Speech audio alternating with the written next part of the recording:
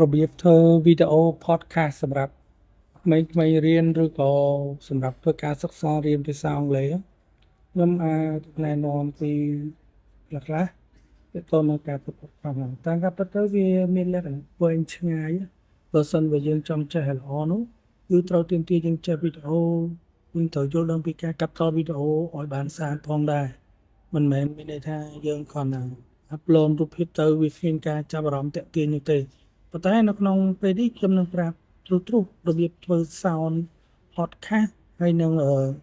podcast ជាមួយនឹងimage រឿងខ្លីៗសម្រាប់ post លើ story ឬក៏នៅលើ YouTube អីជាដើមជំហានទី1យើងត្រូវមានអត្ថបទដែលតាក់ទងនឹងរូបដែលមានរូបភាពដូចជាខ្ញុំបានបង្ហាញនេះហើយជំហានទី2គឺត្រូវមានតិចដែលសរសេរហ្នឹងចឹងដើម្បីកុំឲ្យខាតពេលយូរដល់ចឹងយើងអាចចូលទៅកាន់ខ្ញុំបាន save រូបភាពហ្នឹងនៅក្នុង folder របស់ខ្ញុំនេះហើយខ្ញុំដាក់ថា how to make video podcast ចឹងខ្ញុំបានរូបភាពហ្នឹងមកណាពេលដែលខ្ញុំមានរូបភាពហ្នឹងខ្ញុំគ្រាន់តែធ្វើការ copy អានេះមកនៅលើ copy តិចបាទយើង copy តិចនៅលើហ្នឹងណានេះយើង select ឲ្យមានចេញ select និយាយរួមយើងធ្វើម៉េចយើងវាយជាអក្សរឬក៏ copy ជាអក្សរហ្នឹងហើយអញ្ចឹងឥឡូវខ្ញុំ copy តិចបន្ទាប់មកខ្ញុំចូលទៅកាន់ website មួយដែលមានឈ្មោះថា Switcherlo ហើយខ្ញុំជ្រើសរើស path តិចហ្នឹងចូលណា path តិចហ្នឹង website ហ្នឹងធ្វើការ log in ចូលទៅបាទវាមាន free account ដែរអញ្ចឹងយើងចូលខ្ញុំ path តិចហ្នឹងចូលមកខ្ញុំត្រូវមើលអត្ថបទហ្នឹងឡើងវិញថាអត្ថបទហ្នឹងគ្រប់ជ្រុងជ្រោយនៅមានខ្វះខាតមានខ្វះអីអត់អញ្ចឹងជំហានទី2នេះយើងអាចជ្រើសរើសយកសំឡេង standard មាន bully បាទមានតែមួយទេណា standard គឺមាន bully មានsketch អញ្ចឹងការអាន podcast នេះអានេះ preview សំឡេងយើងអាចធ្វើឲ្យសំឡេងហ្នឹងយើងស្ដាប់មើលថាវាព្រោះនៅយើងចង់បានសំឡេងមួយណាអូខេបន្ទាប់ពីជ្រើសរើសសំឡេងរួចយើងអាចអានេះនៅក្នុងកន្លែងនេះគេហៅថា AI voice ជាសំឡេងដែលទាក់ទងនឹង AI ផងដែរអញ្ចឹងនៅក្នុងសំឡេងមួយនេះនៅក្នុង option មួយនេះខ្ញុំក៏អត់បាននិយាយច្រើនដែរយើងគាត់តែធ្វើការជ្រើសរើសសំឡេងមក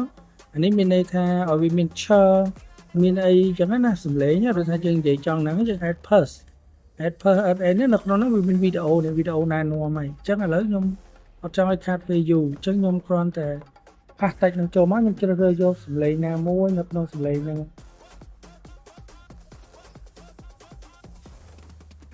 ជាធម្មតាសំឡេងការអានវាច្រើនស្រីក្មេងអានរឿងរឿងនិទានឲ្យអានរឿងនិទានឲ្យក្មេងស្ដាប់អញ្ចឹងខ្ញុំជ្រើសរើសយកសំឡេងsummer ណាអញ្ចឹងខ្ញុំចុចលើគាត់ទៅមកមាន highlight តោះមកខ្ញុំ generate voice នេះវា generate voice ខ្ញុំតប generate voice រួចវាដាក់ថា voice បានបង្កើតហើយ simply OK អញ្ចឹងយើងនេះ voice ណា ID ដែលខ្ញុំប្រើប្រាស់កន្លងមកហើយខ្ញុំយក voice ជាភាសាអង់គ្លេសហើយនេះខ្ញុំអាច play demo បានតែខ្ញុំមិនចាំបាច់ play ទេខ្ញុំគ្រាន់តែចុច download យកសំឡេងនឹងមកជាការស្រេចហើយចំណែក background music ហ្នឹងក៏ខ្ញុំអត់ចង់ដាក់ដែរនេះអានេះខ្ញុំនឹងប្រាប់នៅចំណុចបន្ទាប់ទៀតតែឥឡូវខ្ញុំត្រូវនិយាយថាខ្ញុំ download voice ចឹង voice នេះខ្ញុំ download បានហើយនេះចុចលើប៊ូតុង download មកនេះ sound ចឹងខ្ញុំទៅដាក់នៅក្នុង folder នេះ sound ដែលខ្ញុំបាន download មកចឹងខ្ញុំយកទៅដាក់វានៅក្នុង folder តែមួយនៅក្នុង folder how to make video podcast អូខេចឹងខ្ញុំបាន2ណាទី1គឺសំឡេងទី3មួយទៀតគឺរូបភាព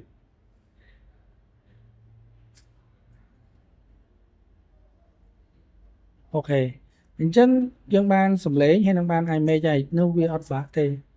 យើងអាចចូលទៅកាន់គេហៅថាកម្មវិធី CapCut របស់យើងហ្នឹង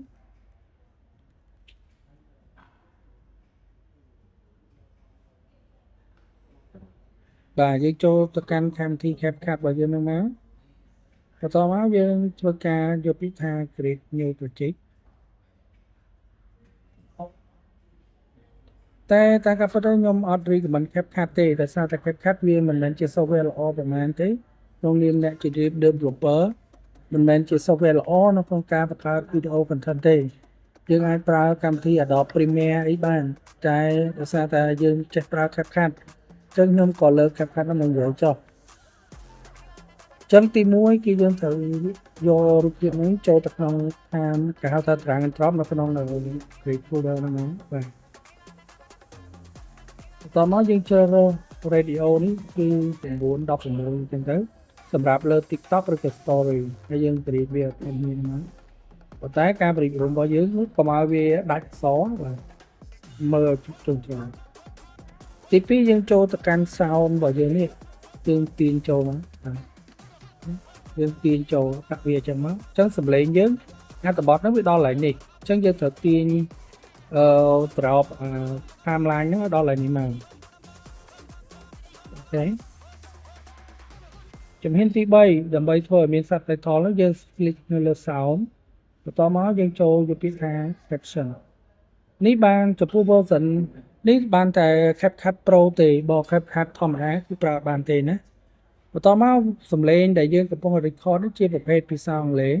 ហើយ build caption នេះក៏អត់ទេអញ្ចឹងយើង generate យកតាមដែរ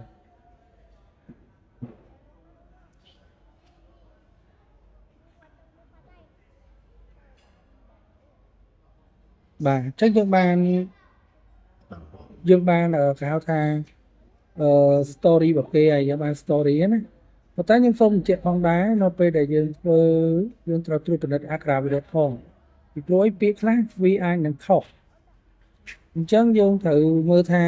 ដល់យើង select បែបនេះយើងយក mouse យើងហ្នឹងមក select មួយជួរចេះមកបាទហើយយើងអាចធ្វើការដូរពណ៌ទៅតាមអ្វីដែលយើងចូលចិត្តឥឡូវខ្ញុំថាពណ៌ខៀវពណ៌លឿងឬក៏ពណ៌ខ្មៅអញ្ចឹងរាល់តិចរបស់ខ្ញុំនេះគឺមានពណ៌ខ្មៅបន្តមកយើងអត់តទៅអីទេឲ្យវាមាន select សមួយជួរអញ្ចឹងហើយយើងទាញនៅត្រង់អក្សរហ្នឹងដាក់ចំទីតាំងដែលយើងចង់ឲ្យវា display ឧទាហរណ៍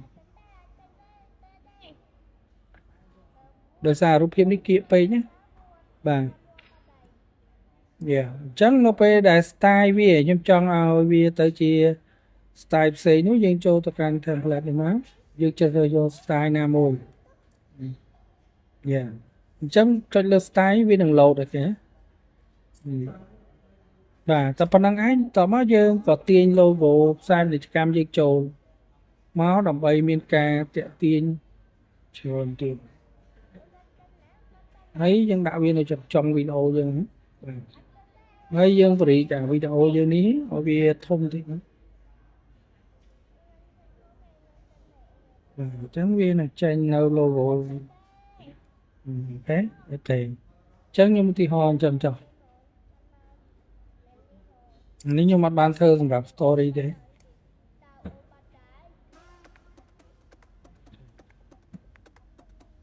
អញ្ចឹងយើង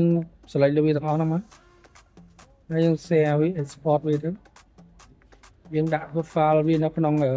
folder រៀន X នេះនេះ folder វាអញ្ចឹងខ្ញុំដាក់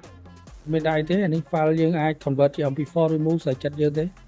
តែជាទូទៅ Windows គឺ MP4 បើ MacBook គឺ move ណាអញ្ចឹងឥឡូវខ្ញុំធ្វើវាសម្រាប់ file MP4 ទំហំយើងយក18 720ស្រីចិត្តយើងទេបាទយល់ល្អ recommend 18ឬក៏ 2K អញ្ចឹងទៅណា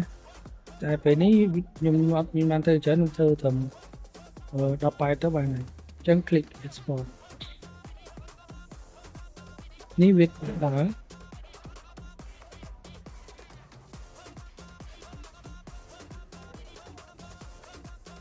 តោះមកយើងចូលទៅកាន់ folder យើងមើលអានេះ image sound ហើយនឹង